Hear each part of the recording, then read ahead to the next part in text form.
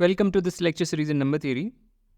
Last time we defined the notion of the greatest common divisor of two integers which are not both 0, and we also discussed a general definition where we can take the GCD of even an infinite set of integers.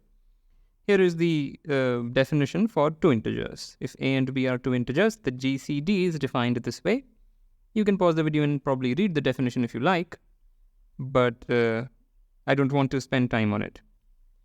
Alright, so let's proceed. Some problems for practice. And now let us get started.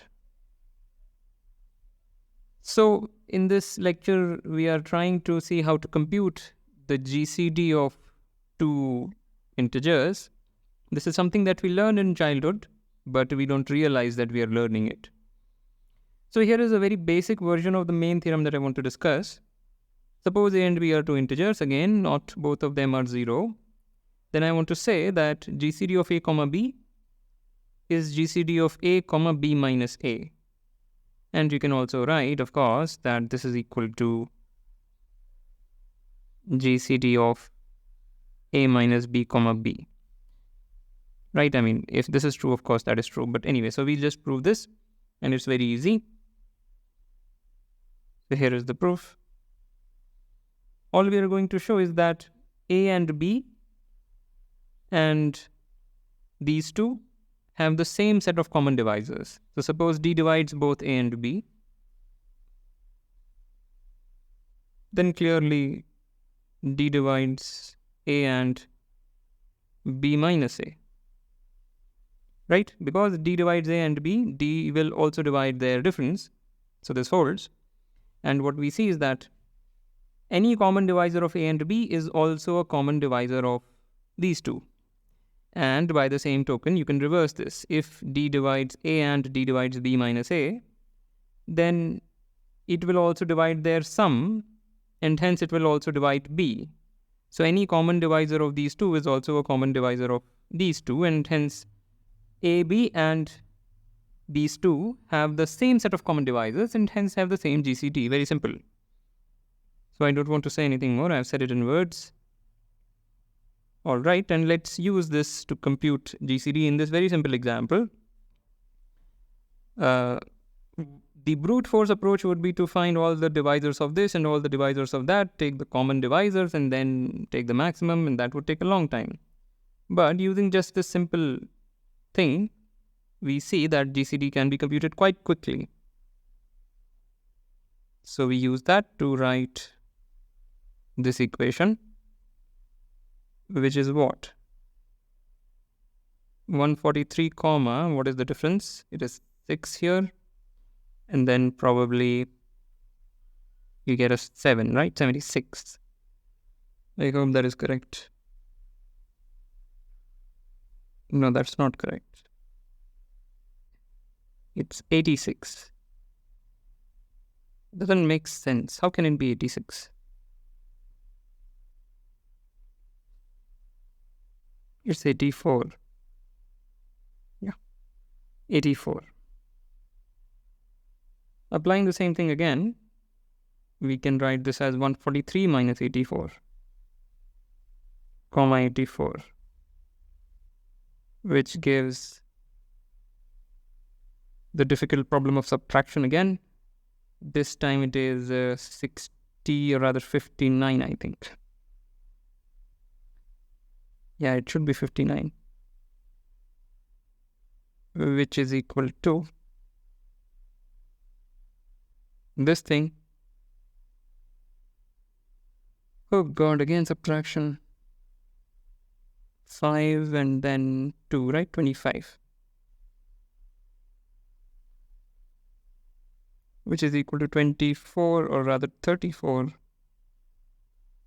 and 25. And now it's very simple. The GCD of these two is clearly 1 because there is no common divisor. So we have brought it down to a very small case, and there we can immediately say that the GCD is 1. Unless I made a calculation error. So anyway, that illustrates the use of this very simple lemma, and let's see a more general version of it, which is also known as Euclidean algorithm. So suppose we have two integers, not both 0, and suppose A is BQ plus R for some integers Q and R. We are not saying that R is in the range of 0 and B minus 1 or anything. No such thing. Just this equation holds for some integers Q and R. Then we want to say that the GCD of A and B is same as the GCD of B and R. Note that this is an immediate generalization of the previous proposition, because there you just take Q as I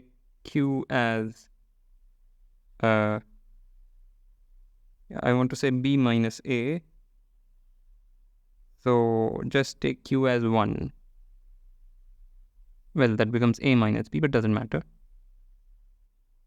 Right, so this will show that GCD of A and B is same as the GCD of B and A minus B. And that is exactly it was enunciated in a slightly different fashion, but essentially it's the same proposition. So anyway, so this generalizes the previous proposition. Okay, great. So how do we prove it? Again, the same thing. It's just that the set of divisors of A and B, the set of divisors of A and B is exactly the same as the set of divisors of B and R. Suppose we choose a common divisor of A and B, then clearly D divides R, because D divides this thing, right? Because D divides A and B, so it will divide this thing, and hence it will divide R. So if you have a common divisor of A and B, it is also a common divisor of B and R. And you can flip these steps. If you have a common divisor of B and R, you get a common divisor of A and B. So I'm not writing that. So that proves this lemma, and you could have used this to solve the previous problem in a much quicker fashion. Anyway, so this is the Euclidean algorithm. Maybe I'll write it. And it's a very quick way of solving or finding the GCD of two integers. Okay. So let's look at a problem which appeared in IMO 1959. It's a very easy problem. The IMO problems of, last 20 years or 30 years wouldn't be nearly as simple as this. But this was the first ever IMO. And maybe back then it was still a tough problem. So we want to show that the GCD of these two integers is always 1. Relative primality of two integers precisely means that their GCD is 1. So we want to show that their GCD is 1. And we will just use what we learnt about GCDs 2 slides ago. I'll use a different color. We have GCD of 20n, 21n plus 4, 14n plus 3 is equal to GCD of these two things. All we have done is we have subtracted this guy from that guy and wrote it in the first argument, and the second argument stays. So this is equal to GCD of 7n plus 1, 14n plus 3, which is equal to GCD of. So this time I'll subtract 2 times the first argument. Right, I'm using the previous proposition. In the first slide, I would have done 2 steps. I would have subtracted it only once and then once again. So I'm just clubbing those 2 steps in one.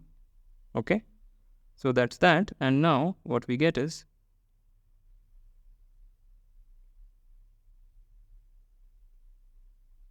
here we get a 1, and therefore the GCD is 1.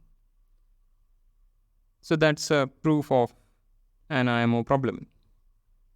Alright, so with that I want to end this lecture. As usual, like, comment, share, subscribe, and I will see you next time.